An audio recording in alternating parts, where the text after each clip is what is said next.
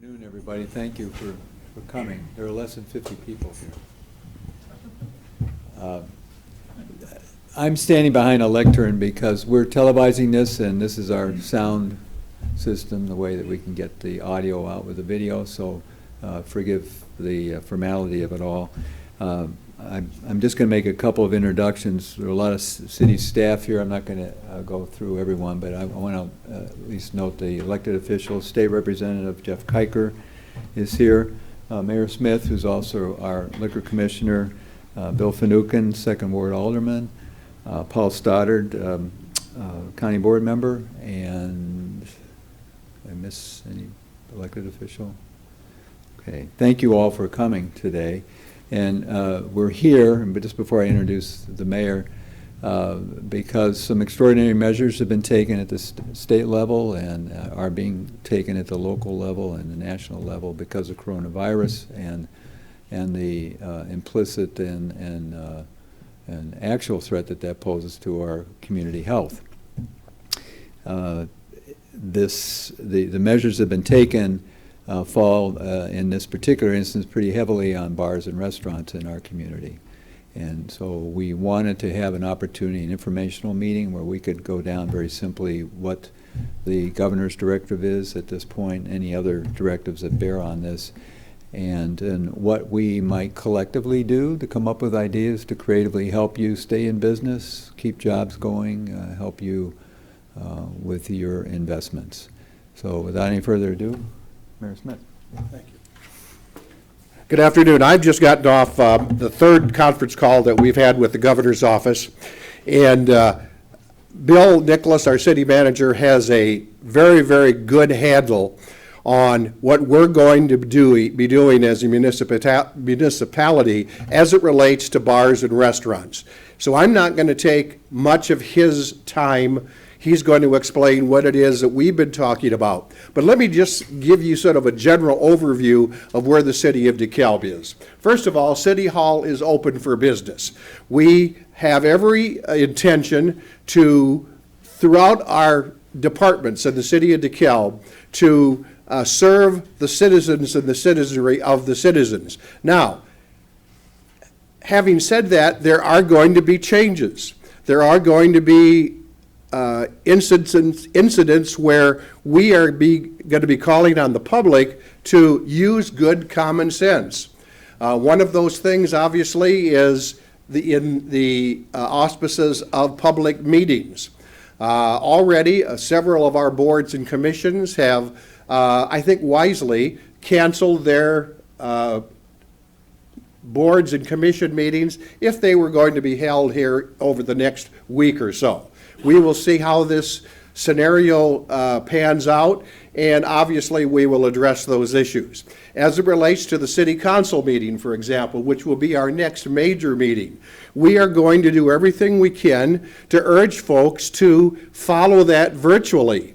If they'd like to watch it on TV, as this particular meeting is being televised, we urge them to do that. For those who definitely want to address the council, we have devised and are in the process of devising a virtual citizen participation form, which will allow them to send their viewpoints in. All of our city council members will have copies of that, and I will read those at our city council meetings, as I've tried to do over the past several years.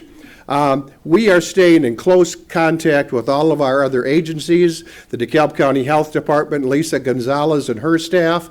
We are participating as much as we can with the DeKalb School District 428 as they attempt to feed the 60% of the school residents in the city of DeKalb that use meals.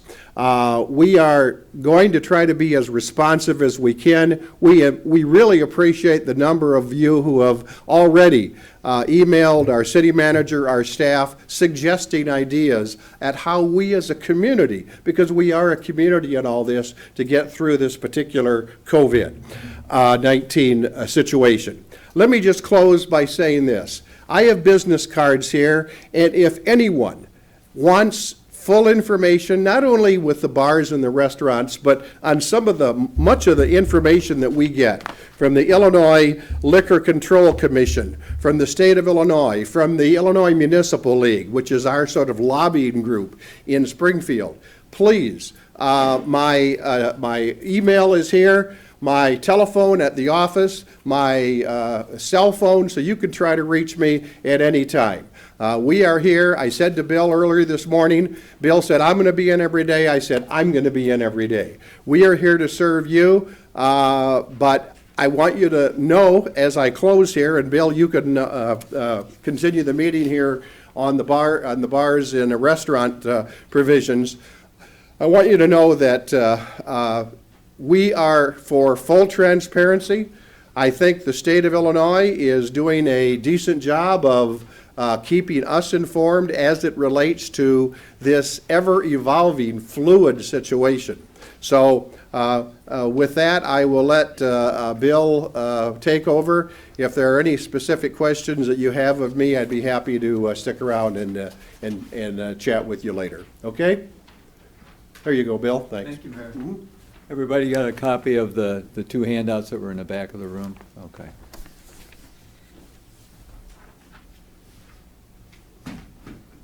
In a little bit, I'm going to introduce Tara Russo from Elder Care Services, who has an idea that she wants to present to you. But I thought let's first talk about what the regulatory lay of the land is now. I'll just read you a couple things. They're in your handouts, but just so you know where we stand, the defining pieces to date, and there may be something else tomorrow or the next week or whatever, comes from the governor's office, the executive order that came out just last evening. I have highlighted in that handout in yellow some applicable parts, also a part that deals with the public meetings that the mayor talked about. So as you have a chance to look at that, please do. And this, I have one that doesn't have a backside. Did some of you have that same thing? What a lovely, there, thanks. Thanks. Thank you. Yeah, so as you all are aware, bars and restaurants licensed in the state are suspending services. You can't have on-premises consumption, but you can have carry-out, and you can have drive-through. And I've had some questions in the last 24 hours. What does that entail? Does that mean you have to have people standing out on the sidewalk or on a drive or something? No, you don't have. People can come into your place of business. You have to use due care with respect to the congregation of people. It may be that you'll get, this is St. Patrick's Day. Happy St. Patrick's Day. This would have been a day when many of you would be having good crowds and making some good income. But if people, 5 or 6 or however many, are in a hurry and they're clustering by the cash register, then you just use good sense, common sense on that. But the question that I couldn't answer yesterday, but I think we have an idea for today is, what if you don't have what if you want to sell alcohol? Some of you, how many of you in here have a packaged liquor license? Okay.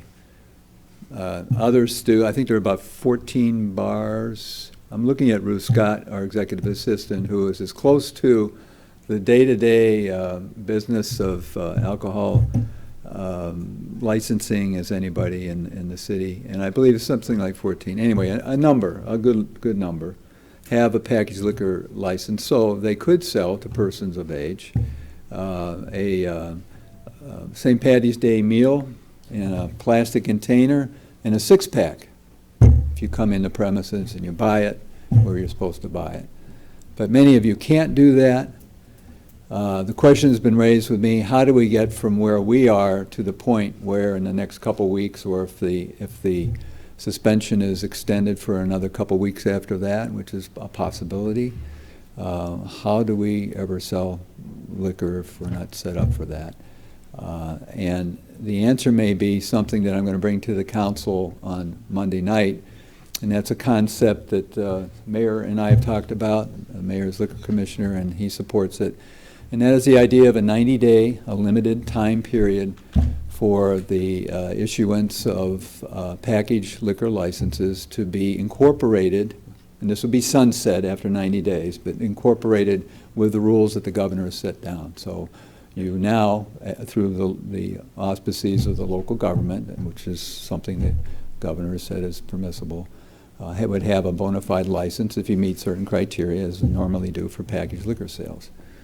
And that way you could have a six-pack and a meal to go.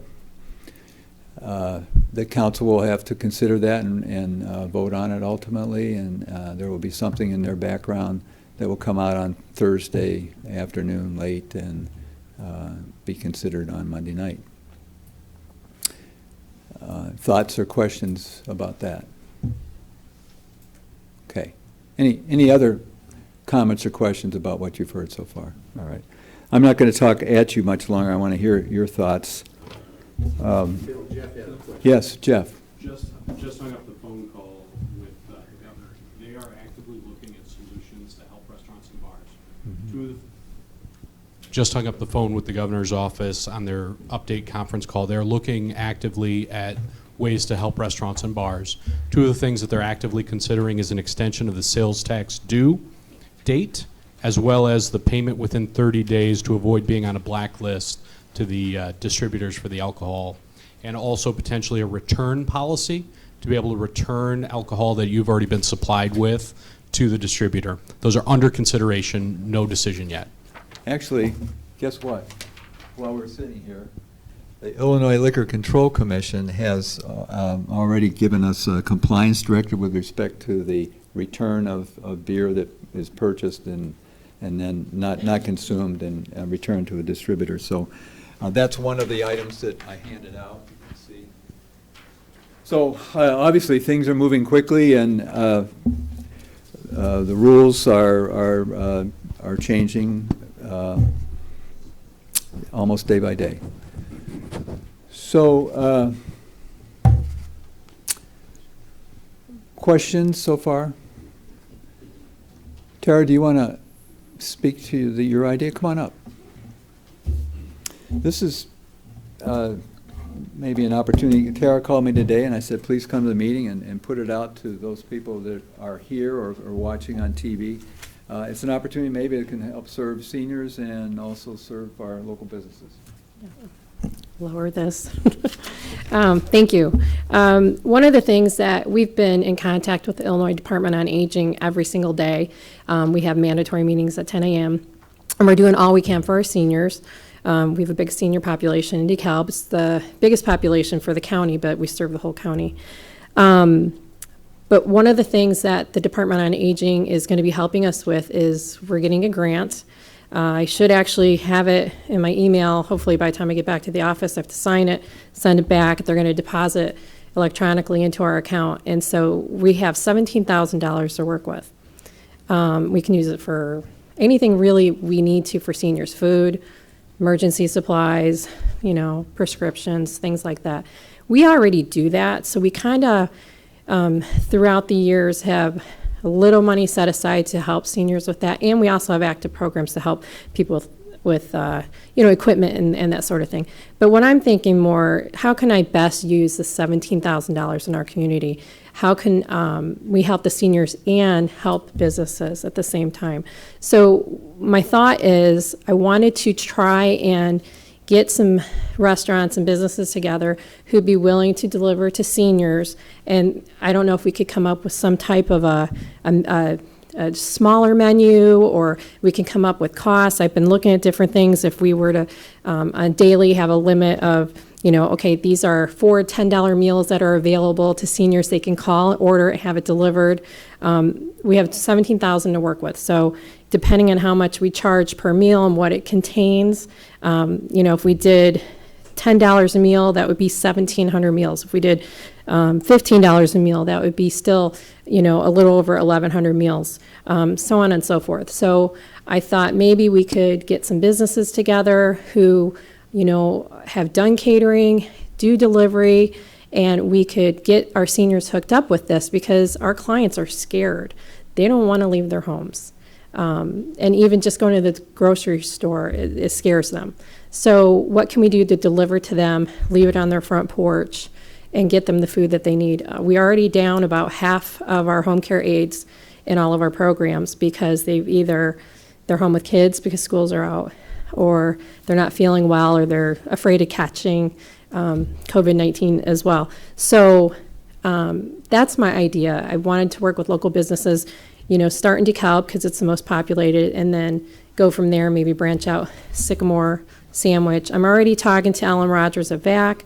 She's giving me some numbers and information for Genoa, for the people that are on the wait list for home delivered meals. So I have been taking that into consideration. We met last week because I didn't want to step on her toes per se, but I want to make sure, okay, who's on their waiting list. But the bottom line is seniors love to go out to eat. That's the highlight, one of the highlights of their day. And they love food. So, and good food. And we have a lot of good food in this area, lots of great restaurants. So I thought if we could work together, the start is 17. Who knows, maybe we'll get more from the state. Maybe I could probably even work on something with my board to shore up some extra funds too, because we put some money aside. So I would like, my contact is, well, I'll give you, my email is Russo, Russo, at ecsdekalb.org. You can call my cell. It's 815-260-7440. I work 24/7. Or you can call our office and ask for me. I'm going to be in every day. 815-260-7440. And then our ECS number is 815-758-6550. So if you're interested, we can get together and try and work something out. I would like to use this money in the best way possible, helping the seniors, helping the businesses, helping the community. That's Thank it. you, Tom. Thank you.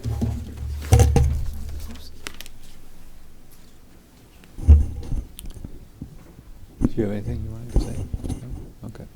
Any? If you have any questions, Okay. Other questions at this point?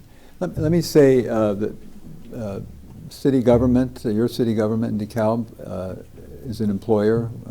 We are concerned about the health and welfare of our employees naturally, and we are doing some things internally as other governments and businesses are doing, to assure that we are able to adapt and react as needed.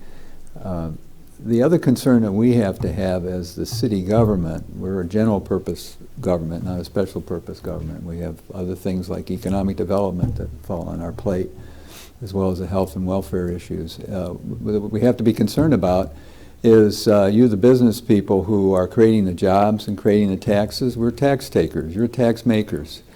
We want to come out of this so we're not so flattened that we have unforeseen and at this point uncalculated consequences that will affect us for months, maybe even years to come.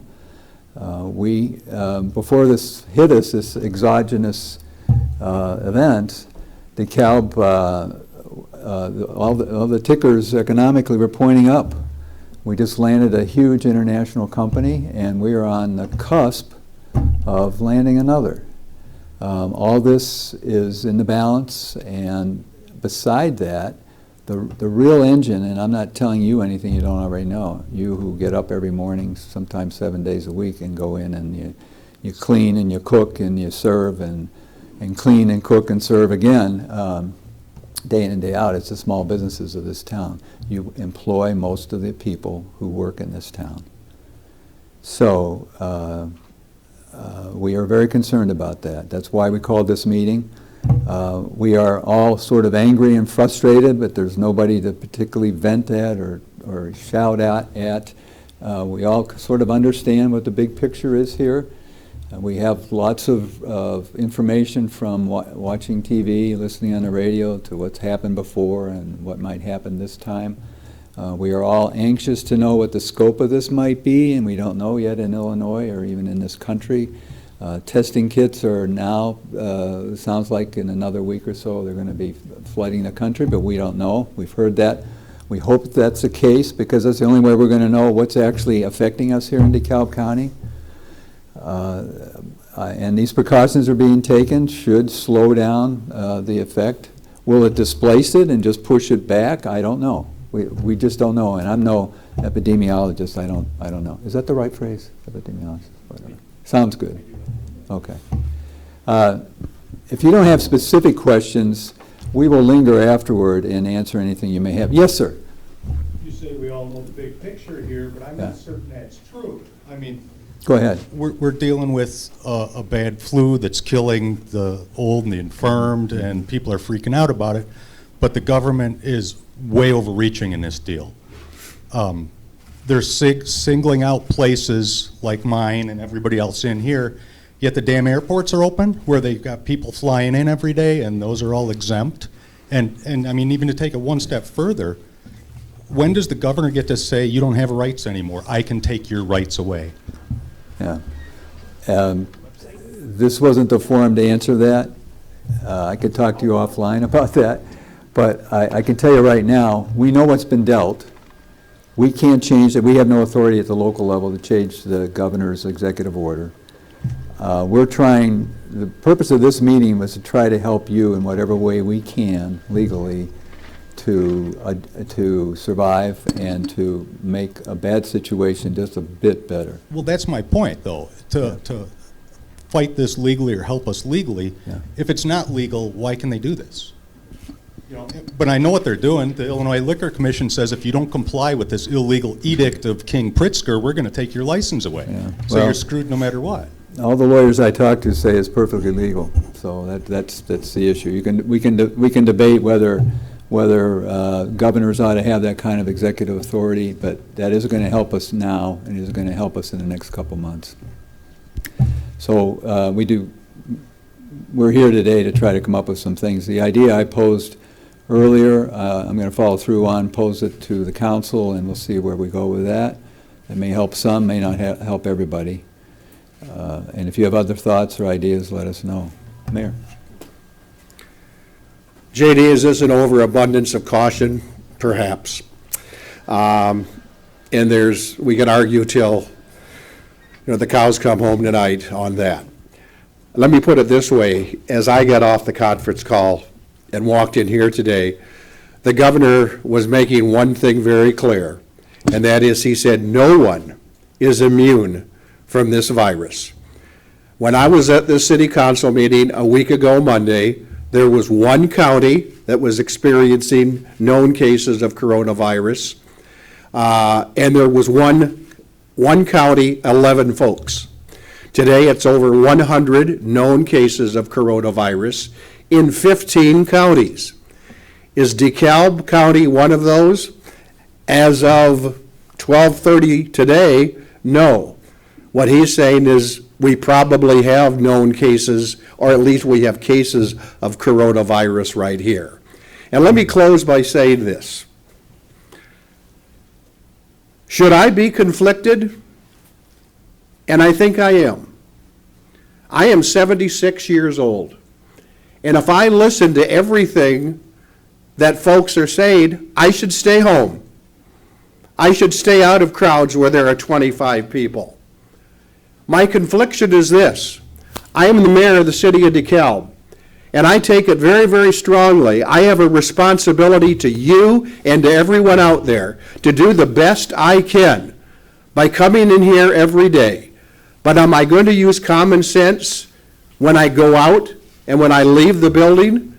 You better believe I am. I'm not going to get into a group of 25 or 50 people. When I went to vote today at the Glad Tidings Church, which I think serves 3 precincts, there weren't many people there. But when I went to DK12, there was one clerk, and he said, we've had a pretty good run of folks today. So I felt it was my responsibility not only to vote, but to be here today, as I will be here tomorrow, and we'll be here Thursday, and Bill and I were in here Saturday, and we communicated with the state and with many folks over the past weekend, even on Sunday. What I'm saying is this, is that this is a collaborative effort, this is a community effort, and we are going to do everything that we possibly can as the city of DeKalb to assist you, whether you be an owner of a restaurant, a bar, or whether you are a business that perhaps doesn't get involved with food and beverage. But we're here to serve you, and I emphasize what Bill has said.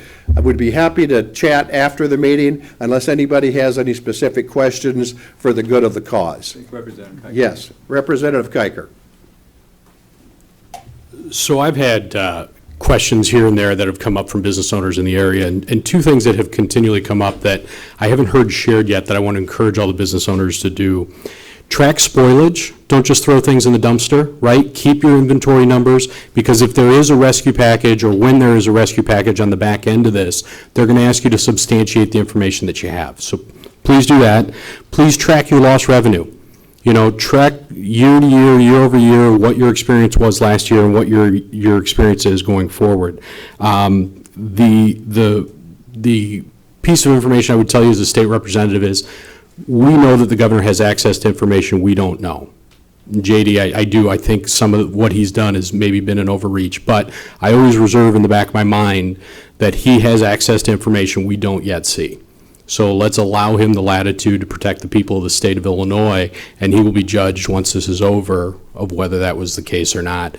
That doesn't alleviate the economic hardship that everybody's going through, but at this point in time, he's vested with the power to do it. Now, with that being said, we've also been given avenues to file back information. So if you guys have specific issues with the policies that he has put in place, please share those back with my office. The email address is kiker@illhousegop.org, and we can funnel those to the governor's office for consideration down the road. Thank you for what you're doing. I know it's not easy. My heart is with you. Thank you. Any other questions or comments? Yes. Bill, I'd just like to Brad. follow up with Representative Kiker, and I'm Brad Hoy, representing. Brad, use the mic.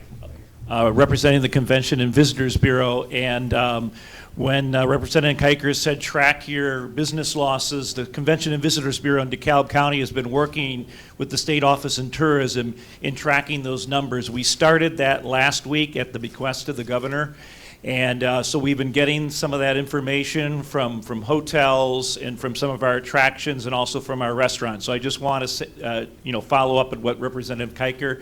It's more than just restaurants. It's everybody that's in the service industry, especially if you're dealing with travel and tourism. And obviously, our restaurants are a very, very big part of that. So, we're all in this together. If there's anything that the Convention and Visitors Bureau can do to support you, I appreciate the city taking a leadership role here, along with Representative Kiker, and getting this information out and bringing this meeting together. Thank you.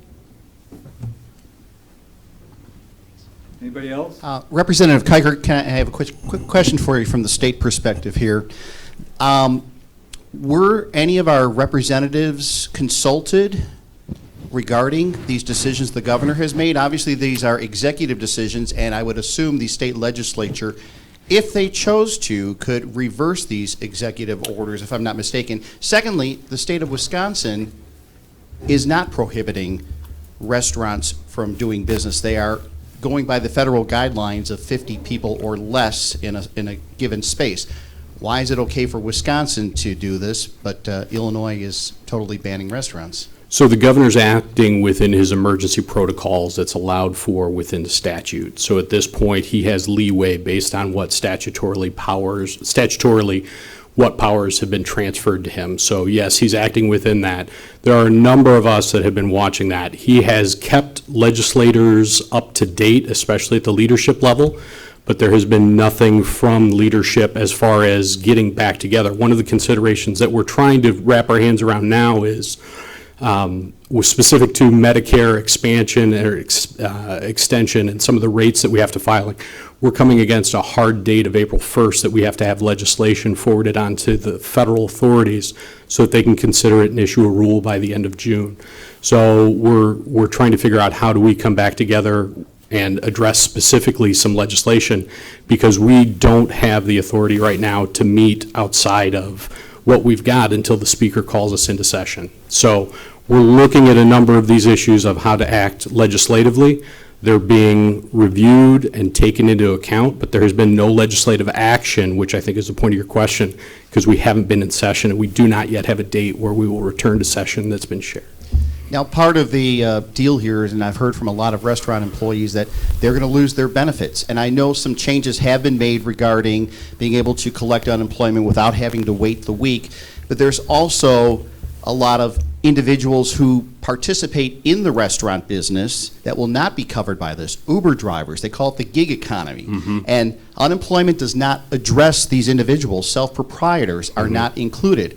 What do you plan to do from the state legislator perspective to address these individuals? I think we need to see what the lay of the land is at that point and take a look. At this point, sole proprietors that's not something that they're able to get into, so we have to see what that rescue package would look like. I know during other disasters in other areas that have been less widespread, they have looked at low interest loans and emergency savings. And I don't mean to detract from the business discussion today on this, but that's what I would suggest we look at. And some of this is going to be federally dictated over what we can and cannot do.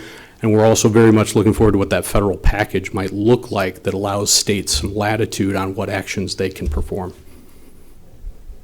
Bill, I have a quick question for you from the city perspective here. And if anybody else, feel free. Is the city planning, restaurants and bars generate, as you know, a lot of tax revenue for city operations, along with sales tax revenue. Not only is the restaurant industry going to take a major hit, the city will take a major hit. Does the city have contingency plans for lost sales tax revenue as far as from a budget standpoint going forward? Yeah, it's a good question, Mark. We've had a number of discussions. Let me hit it at two levels. I'll start it at the level of the bar and restaurants. Just occurred to me 3 times a year there are overlapping cycles here where restaurant bar owners have to renew their licenses, and then there's a hit that they take when that happens. And it just happens, unfortunately, that April 30th is one of those dates. Any of you know off the top of your head if you're coming up on that? We're going to give it a little more thought today and tomorrow. We'll send out a letter giving you a couple of options where we could maybe push off the due date or put you on some kind of a plan that helps diminish that hit, which only makes matters worse in terms of your income, and that also percolates obviously to your employees. There are people that are getting laid off. I heard from some of them last night. I got around a little bit last night myself, and then this morning a couple people I saw who are restaurant employees go, what am I going to do, what's going to happen, and so forth. So when it comes to sales tax, Mark, I don't think we've seen anything yet that like what we're going to see over the course of this year. You know, we just got to the point where we built our fund balance, our general fund balance to the threshold, the minimum threshold that the county didn't set it, council set it a couple of years ago, and our staff worked very hard with me to get to that point. So one of the problems right now to work out a firm plan is we have yet to see, because of the way the state works in this respect, we don't get our numbers for December until right about now or a little bit later this month. Well, we don't even know how we finished up the year, let alone where we are right now. We'll be getting January numbers in April and so forth and so forth. So you can bet that we'll give a status report sometime probably in June where we have some more reliable numbers. But it's something I worry about every day. Sales and use taxes are very important to us, partly because they keep down the property tax imposition, and we're already at a high level of property taxes. So you're right to point that out. And as we know a little bit more about where we are and what the impact of today has had on sales, then we'll be in a better position to predict what the end of the year will be like. And then do it in hopefully in enough time so we can make adjustments, whatever we have to do. Okay? Anything else? Yes? I can throw a suggestion. I own the Papa John's. Oh, okay. We're a delivery service mostly. Yeah. I live in DeKalb. I have 30 applications over 2 days. I have people I can hire, however I can help delivering to seniors. I was listening on my way here. Whatever we can do, let me know. I'll leave you my card. I can deliver for other restaurants. Everything's on the table. I'm up for any Good. way I can Thank help. you. Thank you for that. We'll figure it out. If there's other restaurants that are losing servers, and Yep. my door's open for. And the other Okay. thing is too, with the way that my building's set up, we can set it where the drivers come through my drive-thru. They don't even walk in my building. We can make it really sanitized, so that we do have options where there's just no contact Right, you do, whatsoever. on the So- north side of your building, is that where you have? Yeah, so just that's why I wanted to come. Good. Just Thank you very just much. keep me up, Thank you. so. And any other creative ideas like that, please give us a call, give me a call. My number's not on this, so my direct office line is 748-2391. 748-2391. I think it's that can-do spirit that you just expressed that will help us through this. Not only in this community, but throughout the county, throughout the area. You know, Mark, you talk about sales tax. What about the grocery stores? I know. You know what I mean? I can't believe it. I was at Jewel the other day, and I saw your good friend of mine, Steve Capitan, and he said that last Thursday they did twice the volume at this store than they would normally do on a Thursday. I was at Aldi earlier today because I had received earlier this morning an email from Batavia, which simply said that in that particular instance, that grocery store is going to stay as communicative as it can with the city of DeKalb as we go through this period. And he was saying that, you know, they've closed a few hours, I guess, this week so that they could restock. But I said, well, how is today's going? He said, not too bad, but he said maybe this afternoon the folks will be coming in and will be doing things. You know, the governor said today on this conference call, please buy what you need and no more. Do not hoard. You do not have to stock up. The food supply apparently in the state of Illinois and the food delivery systems is pretty good. So again, we're all in this together, and I appreciate the comment regarding how you can be helpful. Were you going to talk, Jeremy? No, you're just getting a microphone. What did Mr. Rogers say? It's the helpers that count. On a down note, and I won't leave you with this, I'll have to think of a up note. On Sunday, I was in a local grocery store, and I picked up one box of Kleenex. There was no toilet paper. I had one almost due quart carton of milk, and various other things. I hadn't shopped in a couple weeks. And I saw a friend, and we started talking, and I moved away from my cart, and I turned around after the conversation was over, and the cart was gone. It wasn't anywhere in the store, so obviously they checked out, took whatever I had. But but I thought I had it bad, but I talked to some of the store employees, and they went through hell last week, so just, you know, there might be a personal interest story there somewhere. Any other comments or questions? Okay. Quick question. Yes, Mark. We have a gathering rule of 50 people or less. Or whatever. Yeah. How do stores like Walmart that have 250 people Yeah. in there in one building? Yeah. How do they?